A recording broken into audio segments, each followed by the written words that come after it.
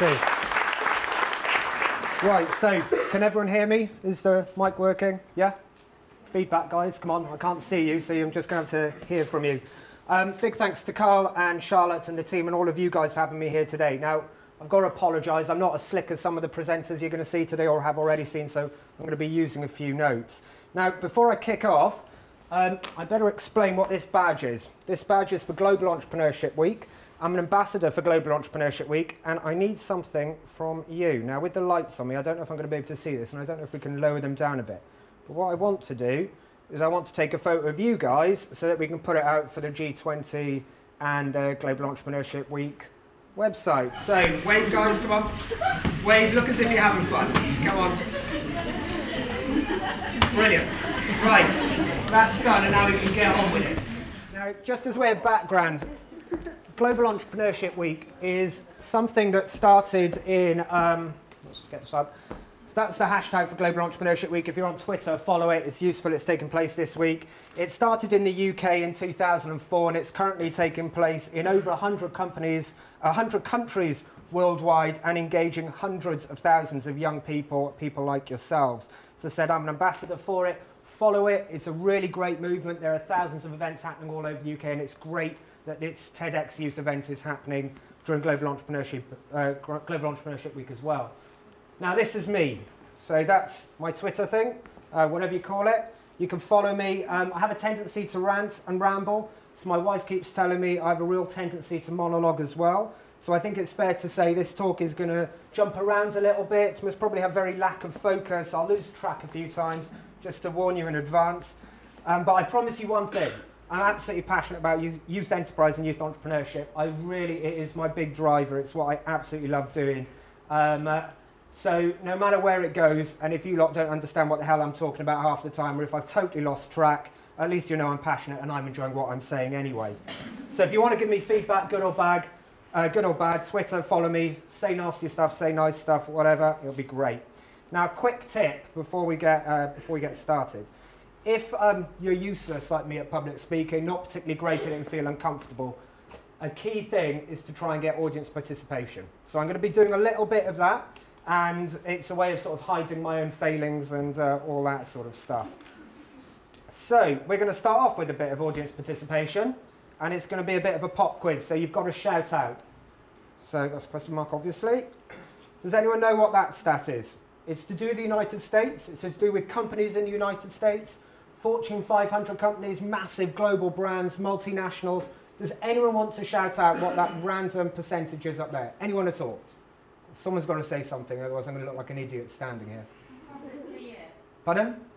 Profits per year. Profits per year. Anyone else? 87% started as entrepreneurship. Good one. Anyone else? No? Right, well, what it is it's the number of businesses in the United States which employ 5 or fewer people. Okay? 87% of businesses in the United States, 5 or fewer people. Does anyone know what this slide is? It's a US-focused one, again to do with business. 96%. Anyone want to have a shout out? Anything? 10 or fewer people. It's a good point. Anyone else? Sole traders. Sole traders. That's a really good point, actually. Anyone else? No?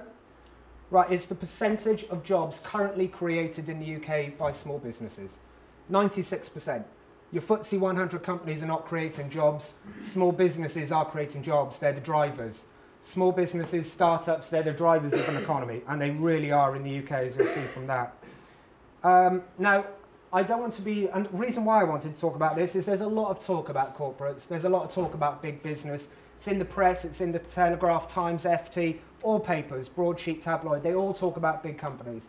Actually, small companies are where it's at, where it always is at, and let's never forget, big companies start off small. You know, every company starts off as a small company. So, now I'm not going to be too negative, but I wanted to put a couple of other stats at you. Over 60% current failure rate of businesses in the UK within the first 18 months. It's tough. Over 1 million people, Carl mentioned it just now, current unemployment rate for young people in the UK. If you take in different areas, it's actually a bit higher. 7 billion people, population of the planet at the moment. And then we have you. You're an individual. It's looking tough. You look at that, you look at those facts and you think, bloody hell, I'm screwed. Where am I going to go? Competition is tough at the moment. Everyone is competing for everything, every job. People are getting trained. Thousands of highly qualified entrepreneurs, highly qualified business students, mathematicians are coming out of India and China every year, tens of thousands. But it's just you. And you shouldn't think of that as a negative. It is tough. And, you know, we had the million unemployed. Being unemployed is tough. It is really difficult. I was unemployed for a bit. I'm not going to sit here and tell you it's fine. It's okay. Oh, it's all right, you're unemployed. You can do your own thing.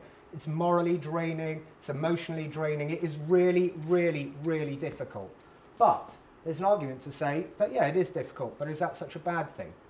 If you can go through that, if you can deal with that, if you can then pick yourself up and drive yourself forward, life is tough. Life is difficult. So it doesn't necessarily need to be of a difficult thing. But you do need to surround yourself with doers rather than talkers. You need to surround yourself with people who are passionate, can support you, can help you, develop you.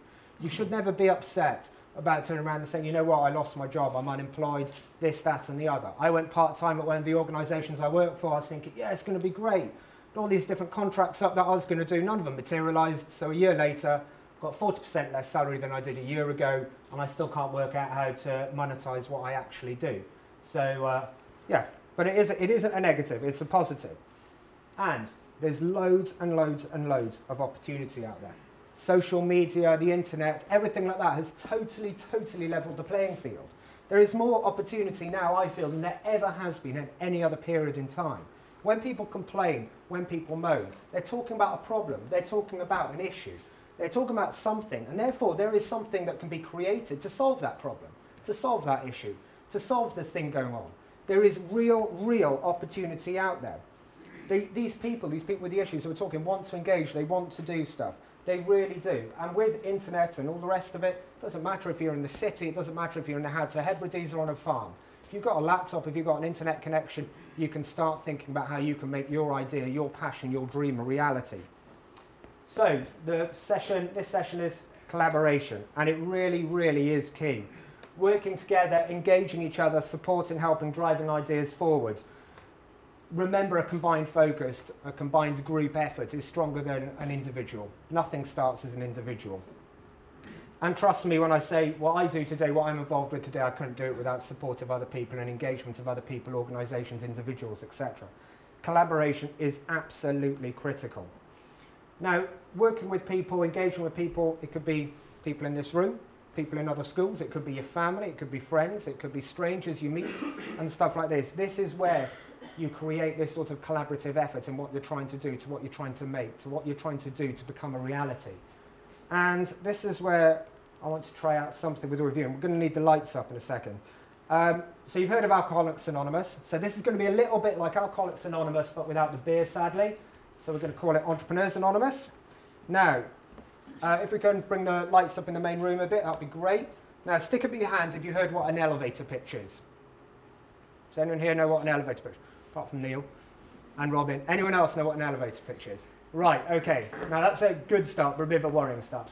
Elevator pitch, basically, is if you get into a lift and you suddenly realise, Christ, the person next to me in the lift is Richard Branson, James Dyson, Bill Gates, whoever it might be. If you get into that lift, you've got 30 seconds between floors to pitch them your idea. So what I want you to all do is stand up. Everyone stand up. Come on. We haven't got much time. Got my clock ticking away down there. Now what I want you to do, and this is, I'll explain why I'm doing this in a second. We're going to focus on failings and strengths. Okay? So we're going to start off with an easy one. I want you to turn around, ideally, I know you must probably be sitting in your school groups, but ideally try and turn around to someone near you who isn't in your school group. You've got 15 seconds to tell them a strength, and they've got 15 seconds to tell you a strength. So go, do it now. You've got 30 seconds. It can be any strength, whatever it does. It doesn't have to be business, it could be sports, anything, artistic, anything.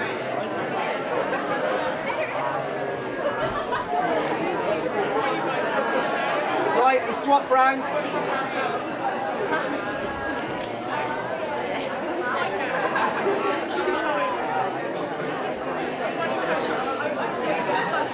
Right, okay guys, no, hush, be quiet, be quiet. No, okay, this is good that you're all talking, but shut up. Okay, right now we've got to do the difficult one, failings. Again, 15 seconds, be as open as you want, could be anything, sport, anything. I'm not a particularly good sports person, I keep trying to go to the gym, spend a huge amount of money every month and I never go. It's a total waste of time for me. To have a chat with them about your failings, 15 seconds each, go.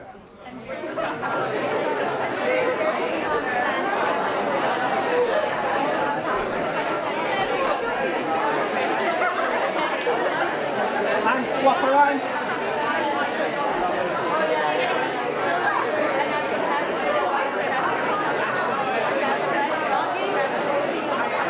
Right, and quieten down again, guys.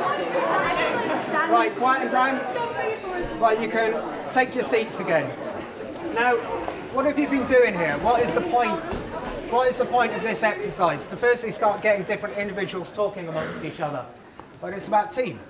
You're creating a team.